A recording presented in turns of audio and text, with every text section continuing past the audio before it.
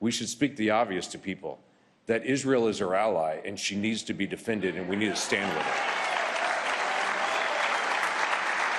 That should be obvious.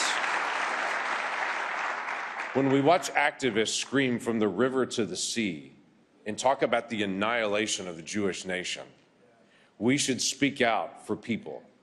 We should speak out and to say we've experienced in our own nation what terrorism looks like, and we're going to stand with those who are victims of terrorism as well. We should speak out in ways that convince and to move.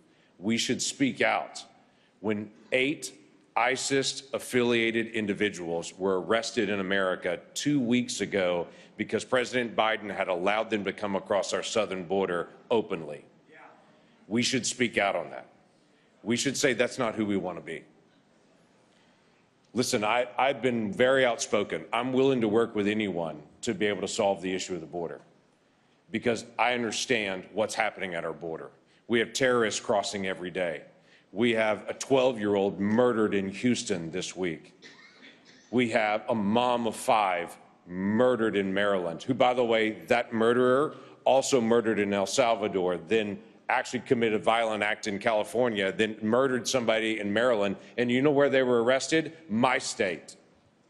They were coming to my state to commit the next act of violence because President Biden allows thousands of people across the border every single day and says some of them are coming to work and some of them are coming to murder, but I don't have time to be able to filter between the two, so we'll just let them all in and figure it out later. That's not who we are. And we need to stop it right now. Right now.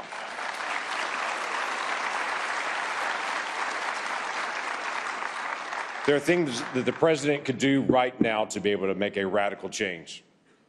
I understand full well this president doesn't want to enforce the border like President Trump did.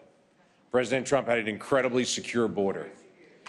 He worked on everything that he possibly could to be able to bring the numbers down and to be able to enforce the border. But I've said to this president, at least enforce the border as much as President Obama did.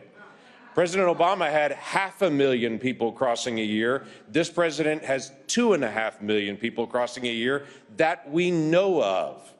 We've had 10 million people illegally cross the border in the last 3.5 years. That's more than the previous 12 years combined. If we don't get it stopped now, we're going to have another 2 million people illegally cross the border just between now and when President Trump comes in January.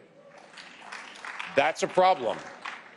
So for me, I'm going to work with whoever and whatever I can do. I'm on the floor of the Senate every week. I'm challenging it. I'm working with DHS in every way I can because I don't want another 2 million people crossing into this country this year and wait for somebody else to be able to come in and fix it. Let's work to be able to fix it right now and to be able to get a stop to it.